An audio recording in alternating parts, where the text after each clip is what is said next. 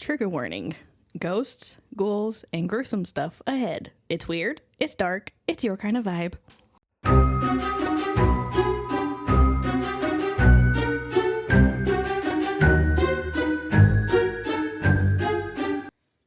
Welcome to Haunted and Homicidal, the podcast where true crime meets the paranormal. I'm Lauren. And I'm Courtney. Every week we uncover the terrifying, the twisted, and the totally unexplainable. Lock your doors and grab your sage. Because things are about to get haunted and homicidal. Hey guys. What's up? Welcome back. Yeah, we're back to like the long episodes again. I know you guys love it. Where is it? Gonna have GhostTube interactions today. I don't know. Hopefully they're not arguing today with each other. They might be. I don't know. That episode, editing it was fucking hilarious. I was cracking up the entire time. It was a rough episode to edit because like they would interrupt at the worst fucking possible moment. She will touch you. See? Who's she? I don't need anybody touching me. I appreciate it though. Thank you. Get it. There we go. Marie. Who? Who's Marie? Mine said not. My mom's middle name is Marie. Stay with me. I don't want to stay with you. Maybe it's talking about my mom. Her middle name's Marie. I hope your mom is going to start touching you. No, I would hope not either. No, thank you. I'm still tired. Quit yawning. Oh, fuck. I can't help it. Trying to power through these episodes real quick. So, again, go visit HauntFest.net. It's going to be a good time. We're still so excited about our sponsorship with them. So excited. In the past. It is in the past also, and it's also in the future. Mm-hmm.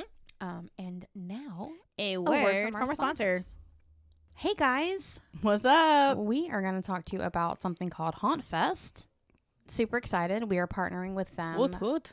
for all of their little events. So, HauntFest is crawling back from the darkness, bringing more mayhem, monsters, and madness each year. Step through the gates and into a fully immersive world of horror art, live music, spooky vendors, themed entertainment, and eerie activities lurking around every corner.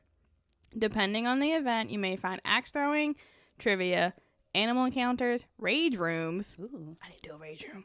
Photo ops, food and drink, ghost stories, freak shows, hay rides, haunted attractions, and more. Some locations even feature camping, after-hour parties, and other exclusive surprises. Our characters, awesome name, by the way. That is so cute. I know, right? Roam the grounds hunting for fresh screams. If you're easily spooked, grab a Ghoul Gone Glow bracelet at the gate to help keep the beasts at bay. Which is cute. You know, people have like autism and stuff and their kids are scared. I love that they do stuff like that. My old roommate wanted one for when we went to Terror on the Coast. Nice. So yeah, HauntFest, they're taking everybody into consideration. Pre-sale tickets start at a killer price. For the full nightmare experience, upgrade to the RIP Pass for exclusive perks. Season passes are now also available, granting access to any HauntFest event throughout the whole entire year. Whether you're a thrill seeker, a horror fanatic, an Addams Family, or simply dead inside, That's me. like Lauren, HauntFest is where Halloween never dies. This is my jam. Slip on your monster skins and join us for a weekend of scares, screams, and unforgettable memories.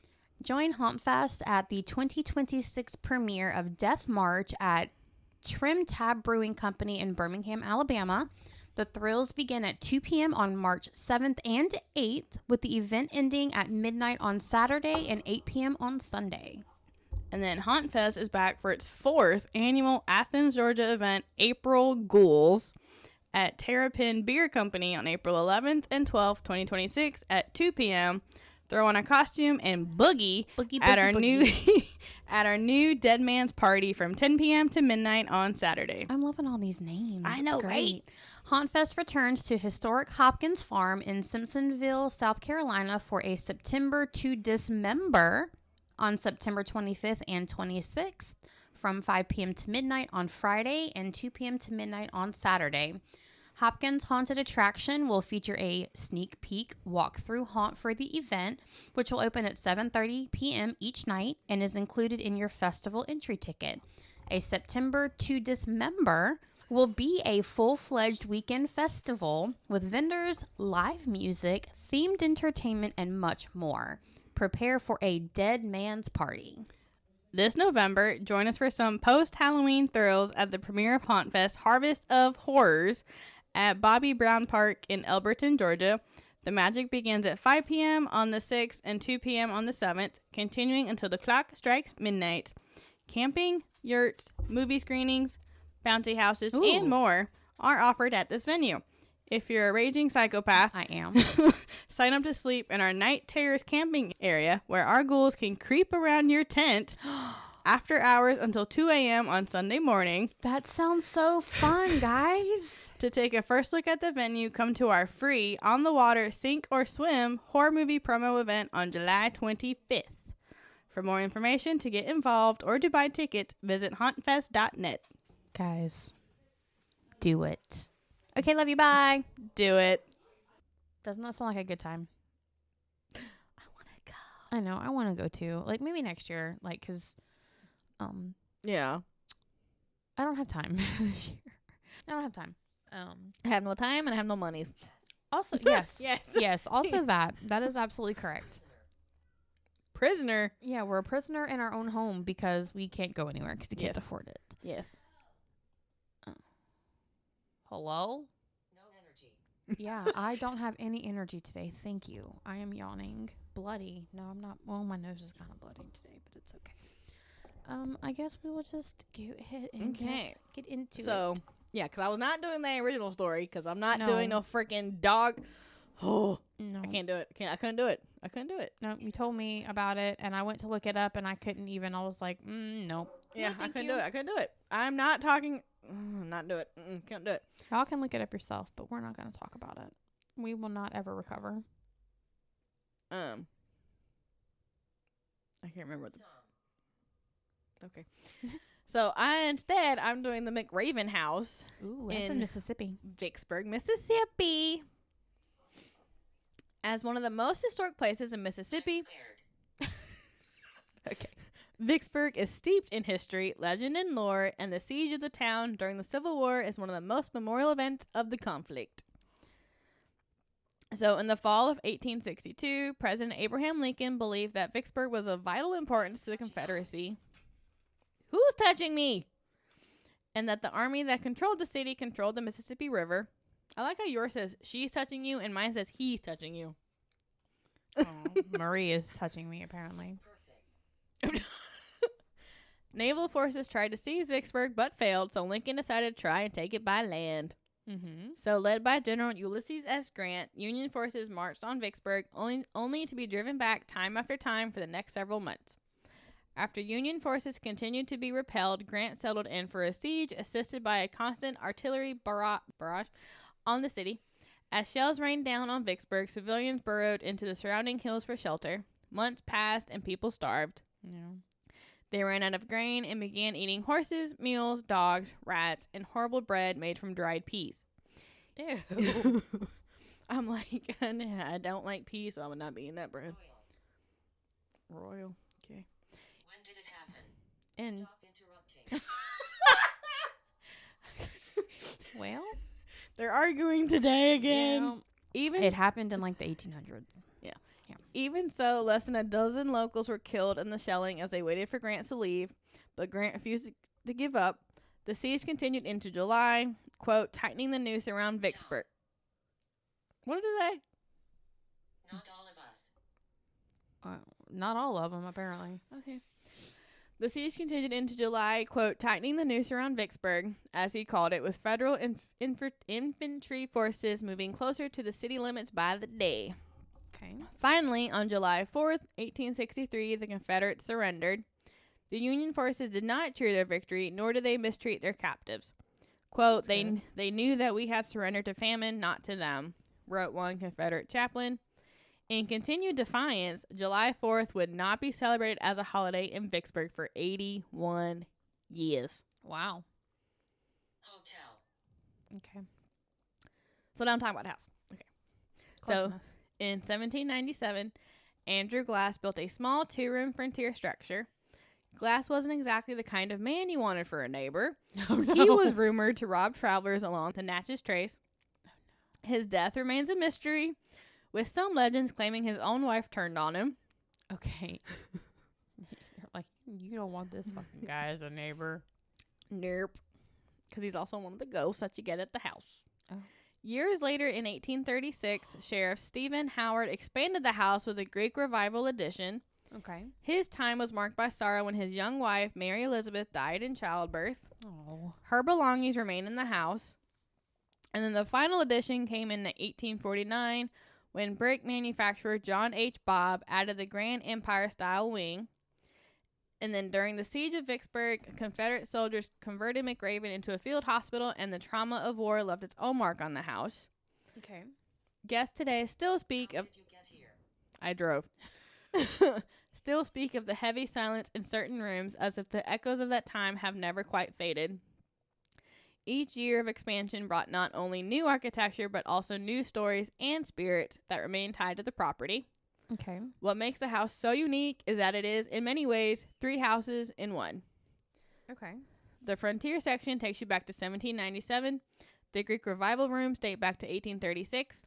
And the Empire-style wing shows off the antebellum South at its height. Walking through is like stepping through a time machine, each doorway shifting you into a new century, and where every turn is both a history lesson and a ghost story. Okay. So now we talk about the ghosts. Good. The ghosts. Come outside. No, thank you. Even though many of the homes in the city were in ruins after the siege, others survived, like McRaven House, the most haunted place in town. Okay. It survived. I was hurting. Okay.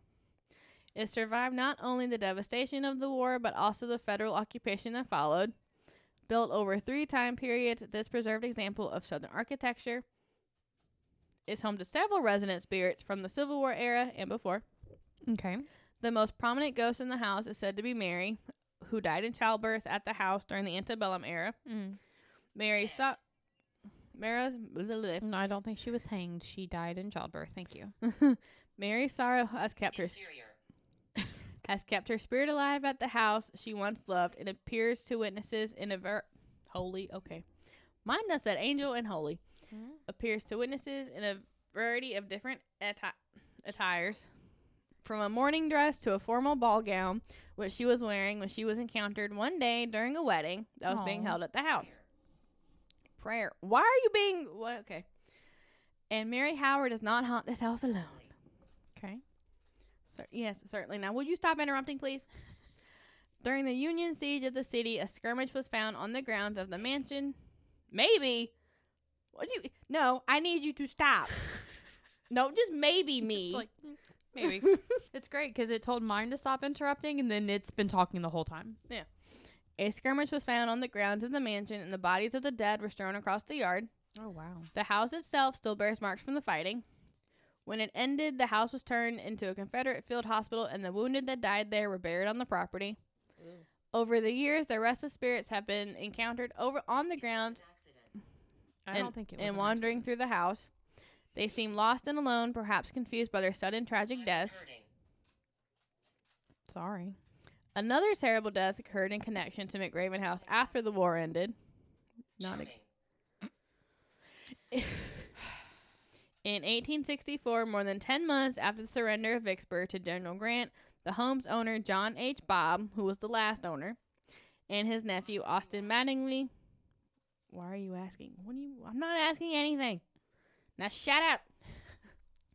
And his nephew, Austin Mattingly, were walking toward the house and approached a group of occupying Union soldiers who were camped on the front lawn. Irritated, Bob told the men to leave his property. Tempers flared, and Bob got into an altercation with a Union sergeant. After it turned physical, Bob hit the other man with the brake and knocked him to the ground. God. Fucking Bob. The soldiers left but promised to return, and when they did, they swore to him they burned the house to the ground. Jesus. Bob didn't retaliate. Instead, he went to see General Henry W. Slocum, the Union commander in Vicksburg. He assured Bob that he personally make sure that no harm would come to him, his family, or his home. But Slocum was never able to make good on his promise. Oh, no. Because on his way home from talking to him, Bob was abducted by the group of soldiers, taken behind a railroad machine shop, and shot to death. Oh, no. But they made a mistake when they left a witness to the shooting alive, Bob's wife, Selena.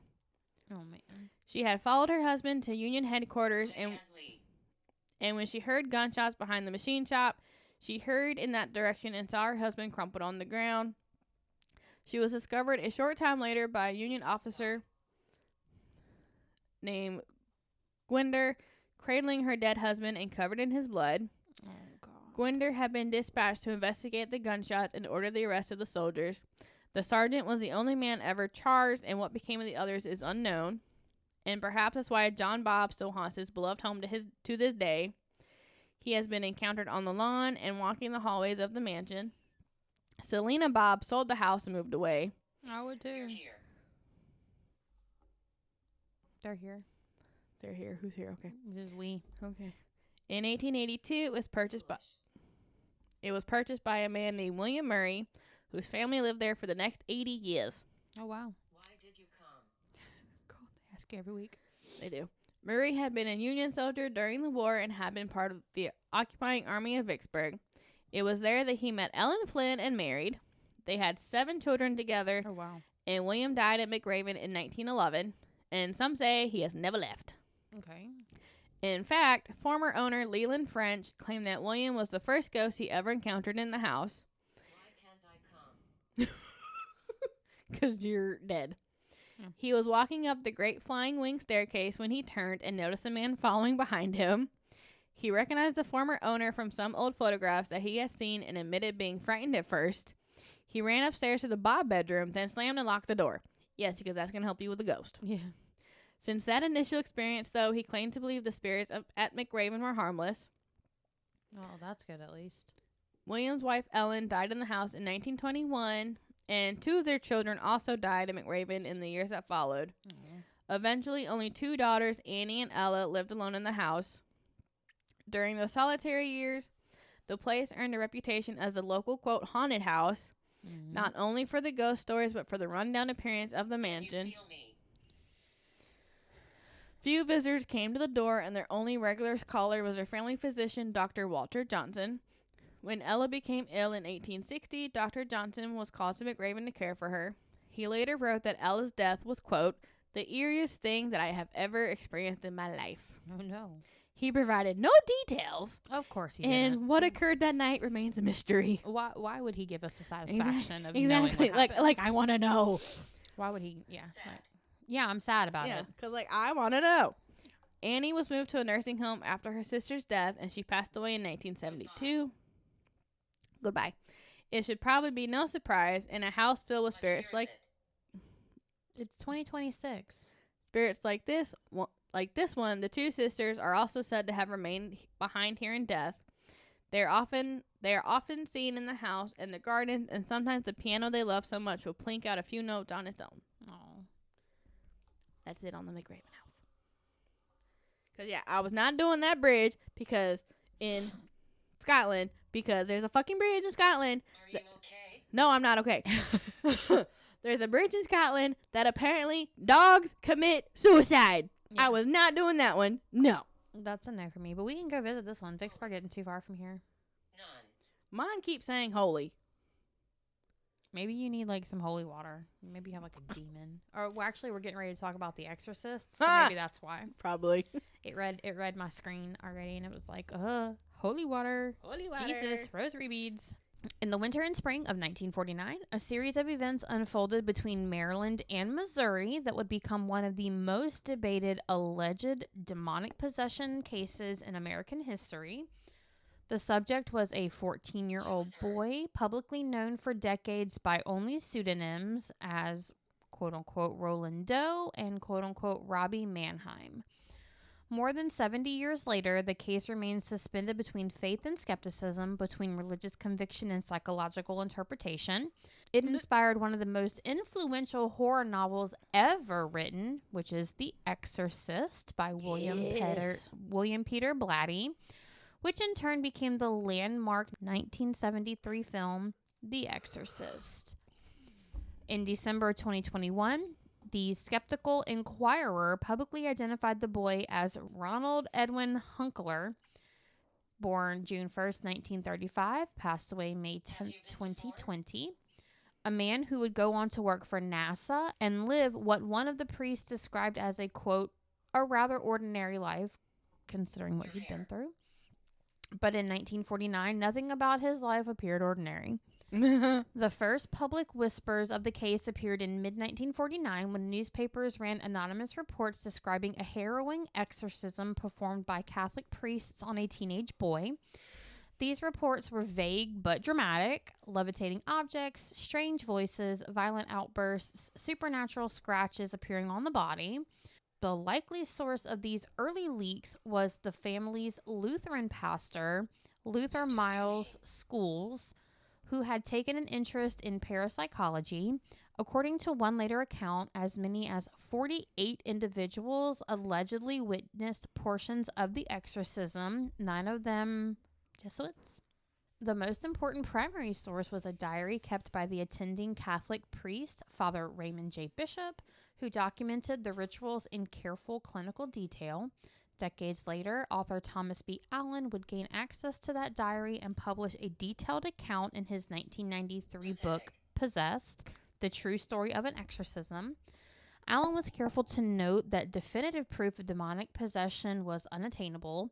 So, he took the documents and published them, but was like, this isn't proof. Yeah. We can't actually prove it, but this is what the priest said, that was happening. One of the last surviving eyewitnesses That's mine. No, it's not yours. I like how yours is more interrupting now and mine's quiet. Jesuit priest Father Walter H. Halloran participated directly in the St. Louis exorcisms. Yet when asked late in life whether he could confirm that the boy was genuinely possessed, Halloran refused to make an absolute claim. He stated, quote, "No, I can't go on record." He reportedly said, quote, "I never made an absolute statement about the things because I didn't feel I was qualified." That hesitation would become one of the defining tensions of the case. Just hang out. I'm explaining it. Ronald Hunkler was born into a German Lutheran family in 1935. During the 1940s, the family lived in Cottage City, Maryland, not Mount Rainier, as later retellings often incorrectly stated. He was an only child. Accounts suggest he was somewhat isolated socially and relied heavily on adults for companionship. His closest relationship was with his Aunt Harriet, a spiritualist who reportedly introduced him to the Ouija board. Let's get okay. No wonder he was possessed. Not just kidding. I love the Ouija board. The Ouija board would later be framed as the gateway, like I said, the inciting object through which unseen forces allegedly entered the boy's life. Yours really likes to say anti-clockwise. Yeah, I don't know. After Harriet's death in 1949, disturbances reportedly began almost immediately. Aunt Harriet said, "I'm not dead, bitches." Yeah, she's like, peekaboo, I see Peekaboo, you. I see you. According to family accounts later recorded by Allen, the household was plagued by unexplained noises, scratching within the walls, footsteps where no one walked, furniture shifting on its own, so typical haunting shit. Objects allegedly flew across rooms when the boy was nearby. She is hiding because there's someone here and she's scared. It's okay, me. Listen to me. She's under here, under my desk. She's hiding. I'm listening.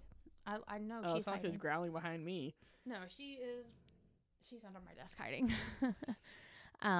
Objects allegedly flew across rooms when the boy was nearby.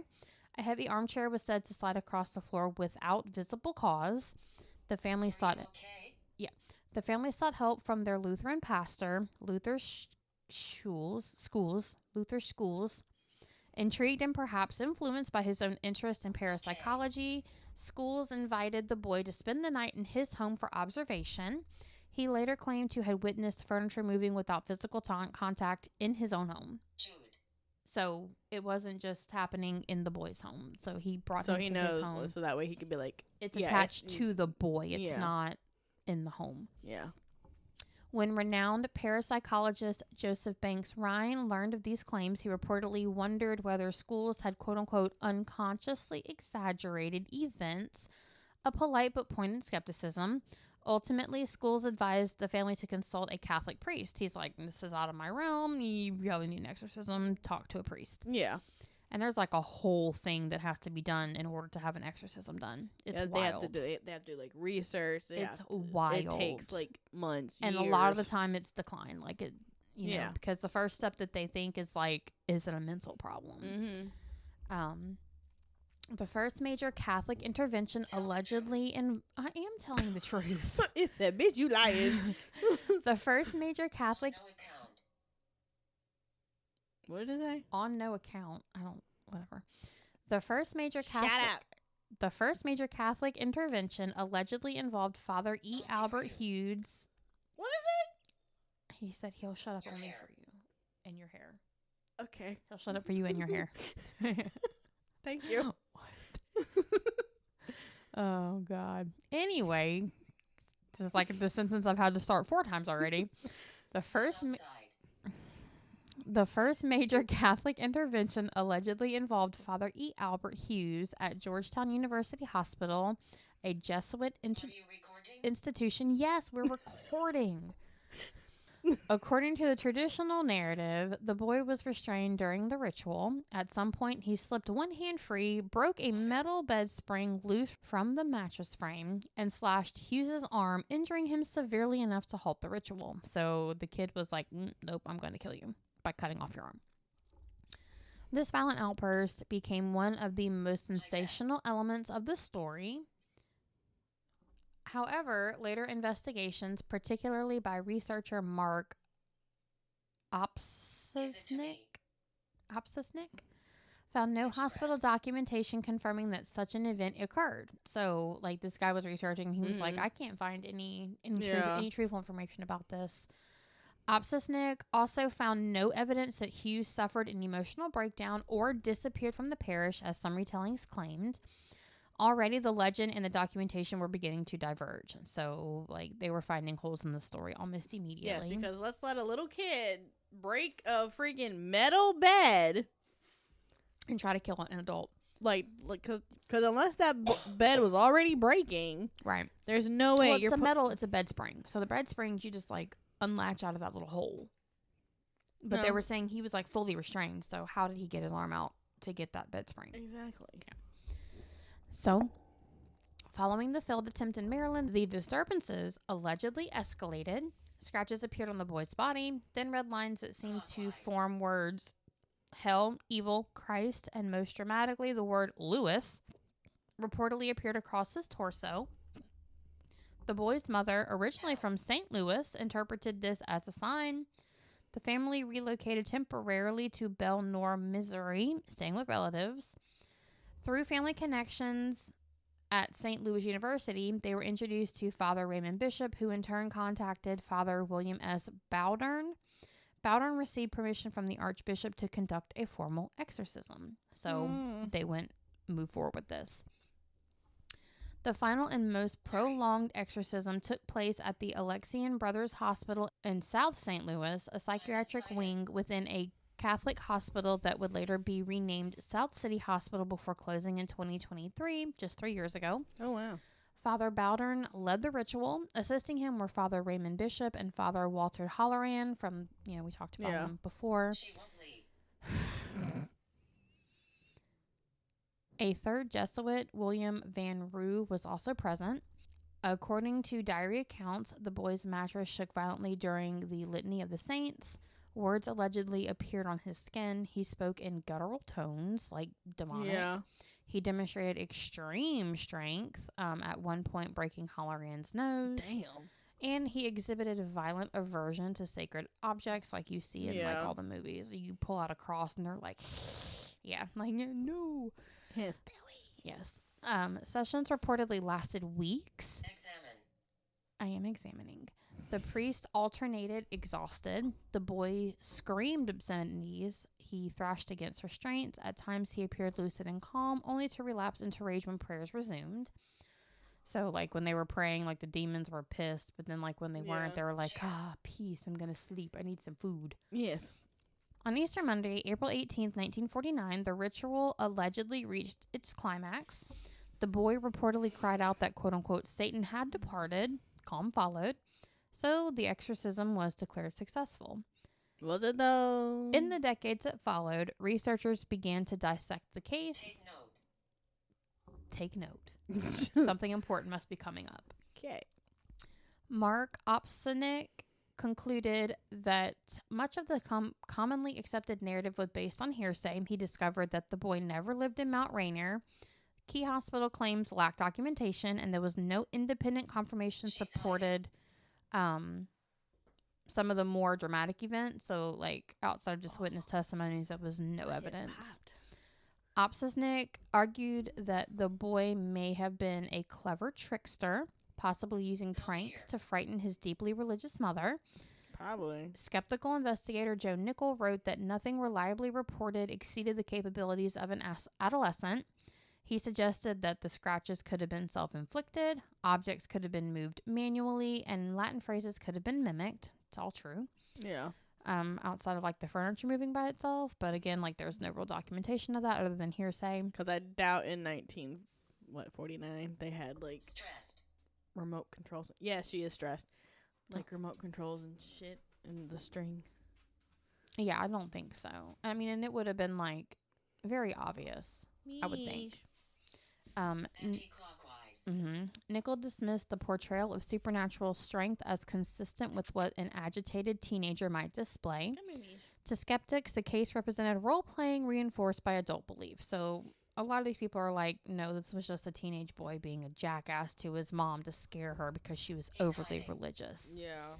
So not all scholars agree with the skeptical consensus. Christian academics Terry D. Cooper and Cindy K. Epperson in Evil, Satan, Sin, and Psychology, which is a book, argued that, or maybe a report, well, they wrote something, argued that genuine cases of possession cannot always be reduced to psychiatric explanations. They maintain that exorcism... Did I say weed? Weak. Oh. They maintain that exorcism, while rare, remains necessary in certain spiritual contexts. Two clergy involved, the boy exhibited classic signs of possession, aversion to sacred objects, knowledge beyond education, and violent reaction to prayer. So basically, they're like, he knew things that he should not know. Yeah. That doesn't mean he couldn't have studied something and gotten that information, but typically... And his aunt had a freaking Ouija board. She could have, like... Typically, at his age, like, this is not information that a normal 14, 15, however old he was, would know, right? So that was one of the reasons that they're like, nah, he was possessed. He knew stuff he shouldn't know. Interpretation depended heavily on worldview. So, like, if you believe in demons and possession, like, this would be a classic case of cut dry. He was possessed. If you're more skeptical and you're like, then you're going to think this evidence is not evidence. There are explanations to it. The case's cultural impact far exceeded its documented evidence. After reading a 1949 newspaper article about the exorcism, Will Peter Blatty became fascinated. He later transformed the boy into a 12-year-old girl named Reagan McNeil in The Exorcist. That was like one of the main things. Yeah. You know, the movie, it was a girl. It was a little girl. The novel's success was unprecedented in... Teresa. Nope, her name is not Teresa. Okay. The 1973 film adaptation became a cultural phenomenon, reshaping horror cinema. Other adaptations that followed was the 2000 film Possessed, the documentary called In the Grip of Evil, the 2010 documentary called The Haunted Boy, The Secret Diary of the Exorcist, an investigation by ghost adventurers. Yes. A reference in Criminal Minds season 4 episode 17 called Demonology. Yep. And the line between fact and fiction, like, pretty much blurred permanently because we don't know what's true or not. So the man behind the myth, quote unquote, in 2021, Ronald Edwin Hunkler was publicly identified. He had worked as an engineer, contributing to NASA projects during the space race, and raised a family. He never publicly capitalized on his notoriety. He's like, yo, this is one of the reasons that I feel like it's real. Like, it's true because he stayed hidden. He never was like, yeah, I'm that person. Yeah, he's like... It took, what, from 70 whatever to 21? Like, 40 fucking years for anybody to even identify him. Mm-hmm. He didn't he didn't like, capitalize yeah, on 'cause this. he was He like- did not get any monetary gain from this because it was, if it happened, this man was traumatized and he did not want to relive it. And Exactly. that's one of the main reasons I believe that this is possibly real. Because you don't want to live through that. No, it's not like Ed and Lorraine Warren where they're capitalizing on everybody's fucking trauma and then making shit up. This man hid. He did not want anybody to know this was him. Exactly. Father Holleran once remarked after the ritual, the boy, quote unquote, lived a rather ordinary life, which we talked about earlier. So, which may be like the most unsettling detail of it all, like what happened to him, and he ended up being like normal. So if he was possessed, it ended. If he was disturbed mentally, he recovered. And if he was performing and this was a performative thing to scare his mom, it stopped after the exorcism. Either way, whatever was happening did end, and he grew up to become a productive citizen and never tried to bank on what happened, what happened to him at all. Because I feel like if it was performative, he would have been like, yeah, that's me. Yeah, like he would have wanted the notoriety. He would have wanted the attention. He would have wanted the money. Yeah. He didn't give a fuck. We only found out who he was 5 years ago. Yeah. Point blank period.